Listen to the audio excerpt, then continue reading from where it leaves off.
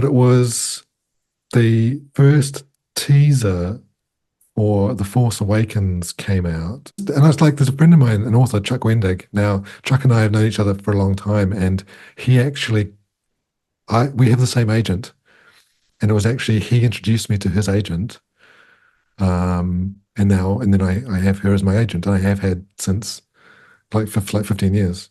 So anyway, so we were close and good friends. And I sent him a message. I was like, oh my God, this teaser looks amazing. I would love to write a Star Wars book. And he was like, well, it's funny you should say that because I'm writing a Star Wars book. He wrote 3 Star Wars novels, the Aftermath trilogy, set after Return of the Jedi. And he kind of got it by posting on Twitter saying, I really want a Star Wars book. And now he's a successful author with a very big following. And the right people saw that tweet, and it sounds crazy, but it kind of happened. Through him, I was introduced to the Star Wars editorial team at Del Rey.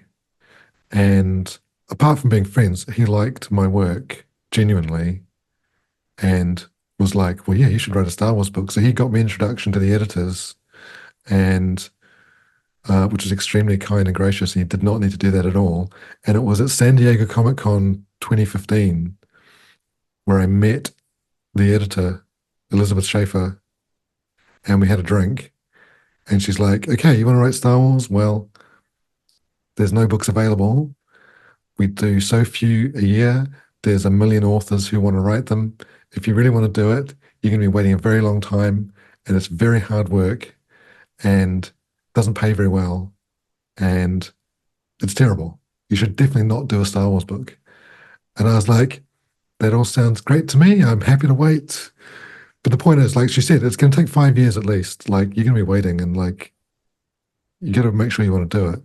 And it was, fast forwarding a little bit, but it was 5 years later that I got the email saying, I've got a book for you.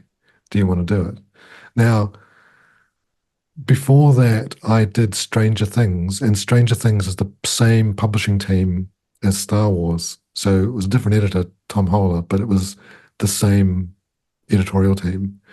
And I knew when I did Stranger Things that I had to do a good job because like I'm working with the same people, and this was my audition for Star Wars. Now, I love Stranger Things, absolutely. And I wouldn't have done it if I didn't. And I had a lot of fun writing the book, but the pressure was on a little bit. Like, this has got to be really good. The great thing about the team is that they really find the authors that suit the projects. They don't just give things to people because you want to do it. It's like, does this kind of thing suit you? And for Stranger Things, my book, Darkness on the Edge of Town, is Jim Hopper's kind of origin story set in New York in the late 70s during the famous blackout, I think 1977. And they wanted me to write it because my original science fiction stuff has always had a kind of crime detective story element. Like a noir. Yeah, yeah. Sometimes deliberately so. I wrote a book, Empire State was my first novel, and it's very much like a hard-boiled pastiche. And then I wrote a series it started with Made to Kill, which is about a robot detective, deliberately kind of aping the kind of Raymond Chandler thing. But I was the right fit for Stranger Things for that particular project because it was, it's about a cop and about an investigation. So there were, and there still are, very few Star Wars opportunities, and they wanted to work with me because I'd got to know them. And Stranger Things came along, which was really cool.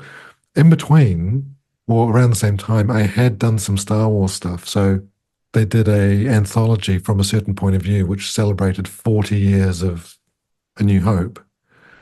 And because it was like 40 stories telling 40 different points of view of the movie, there was room for new authors. So I was lucky enough to get into the first one. That was my first, Star Wars piece. And I ended up doing all 3.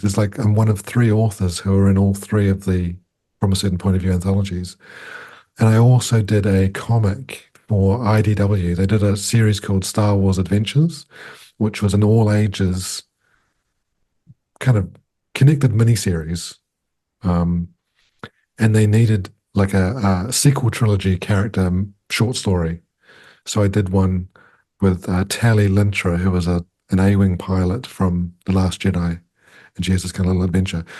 So like I'd done some little bits of Star Wars, but yeah, it was a weird day. It was March the 20th, 2020, and that I remember because that day the UK government just announced their lockdown for COVID. And it was like this big thing on TV, and it's like, you're going to be locked inside for 3 weeks. And I was like, oh my God, the world's ending. And then I got the email saying, oh, we've got the Star Wars book if you'd like to do it. Um, so yeah, that was a really, really weird It's day. incredible timing. Yeah, it's just like so bizarre.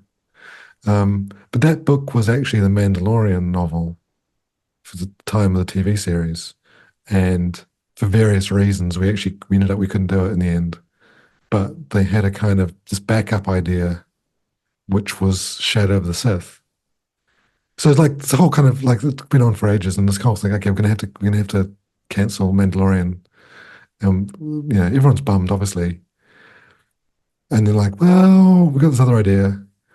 Would you like to write the story of Lando and Luke chasing Ochi of Bestoon? And like that was it. Like that one line from The Rise of Skywalker when like Rey meets Lando Calrissian in the desert of Basana. And he's just like, oh yeah, me and Luke were chasing Ochi, who was on the quest for a Sith Wayfinder. And he'd like the little hologram of Ochi. And then that's it. And they're like, yeah, you should write that story. Um, yeah, and that was it. And that was Shadow of the Sith.